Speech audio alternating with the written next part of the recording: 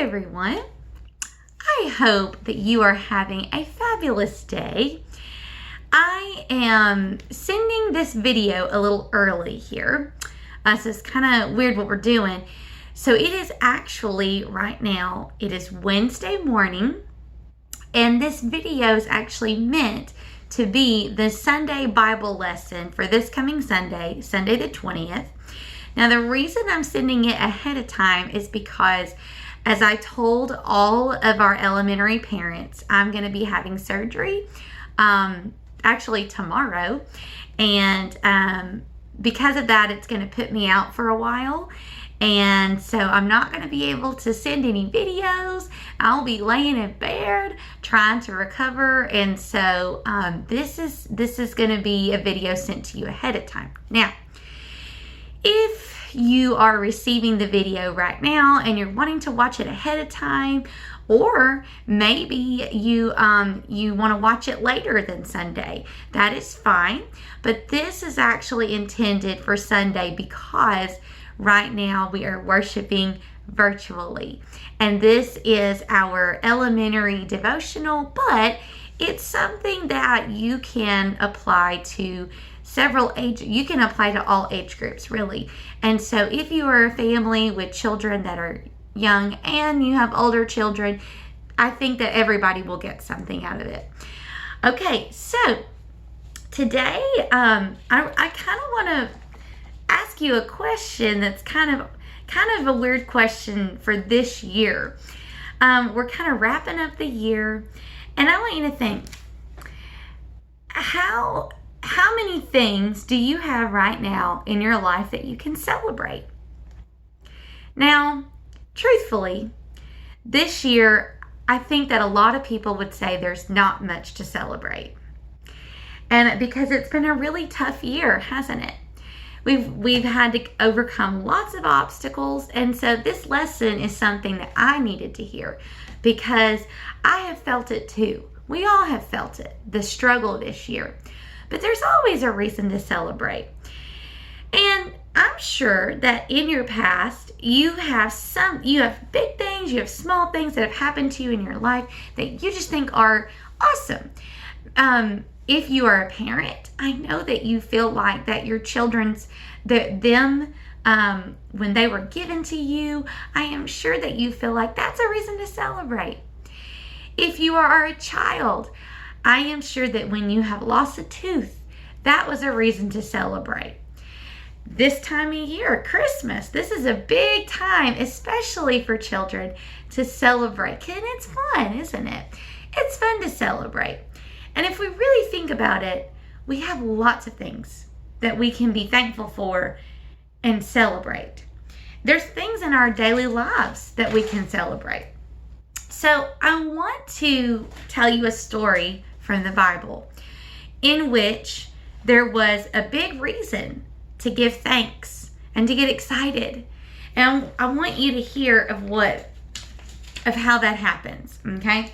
So in this story, there were actually some men, there were 10 of them, that were lepers. And on his way to Jerusalem, Jesus went along the border between Samaria and Galilee. As he was going into a village, these 10 men with leprosy came toward him. And they stood at a distance and they shouted, "Jesus, Master, have pity on us." Now, if you don't know much about leprosy, I kind of want to talk about that for just a second while you can look at the picture of these men. So leprosy was one of the worst things that you could have in the time that the Bible was written. It was a severe skin disease caused by bacteria. Leprosy was a disease that could not be hidden as it disfigured everyone who had it. People were terrified of getting this disease. And it's kind of easy for us to maybe relate to this because we've kind of been afraid of the coronavirus this year, haven't we? It's kind of been the same way with us. Well, those with leprosy, they were shunned. They were kicked out of their house and out of their city and left to fend for themselves. Nobody wanted to be around them. If you had leprosy back then, you were not allowed within 6 feet of any other human. Does that sound a little familiar? Right now, that's the big thing, right? 6 feet apart. 6 feet apart, right? Well, when these people back in the Bible days, if you had leprosy, you were not allowed within 6 feet of anyone. You could not live in your home or have contact with other people. You would be considered a total outcast. And these people would attempt to beg for food and help, but no one would dare approach them. But here comes Jesus. And Jesus, when they said, "Please help us, Jesus, please help us," Jesus looked at them and he said, "Go show yourselves to the priest."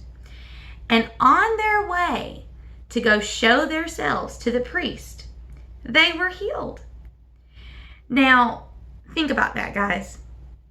Think about today if you had, let's say you had tested positive for COVID.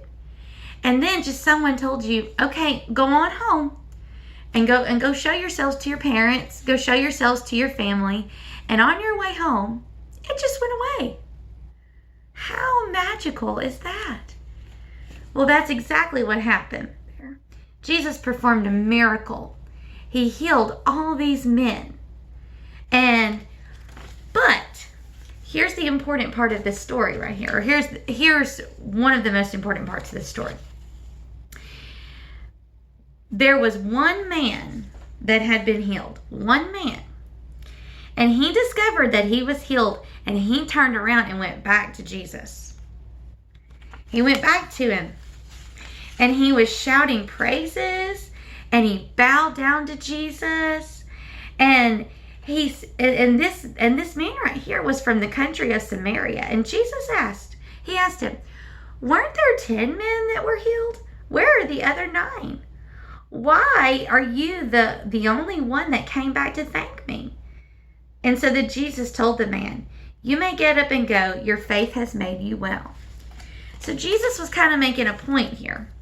And this story, let me tell you where it comes from if you want to open up your Bibles and kind of go there and maybe read the story as a family.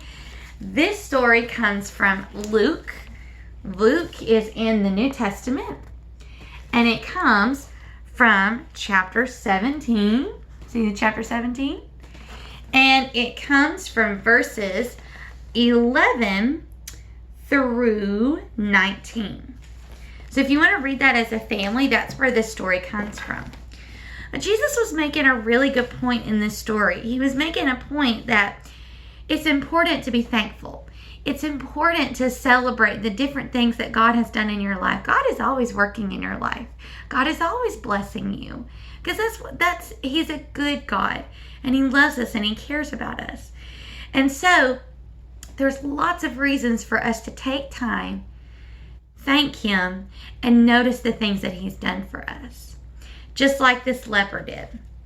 And he was so thankful that he got on his knees. It brought him to his knees because he was so thankful for what had happened to him.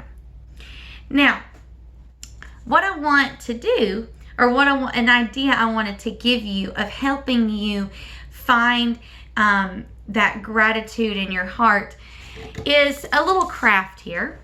Anybody can do it. If you're an adult, if you're a teenager, if you're an elementary student, anybody can do it. So all you need is a piece of paper, a pencil, and a pair of scissors. So what you're going to do, you're going to fold your paper in half, and you are going to trace one of your hands. And then you're going to cut out your hands. But notice that like when you fold the paper, it kind of becomes like 2 pieces of paper. So you got to hold it together when you're cutting.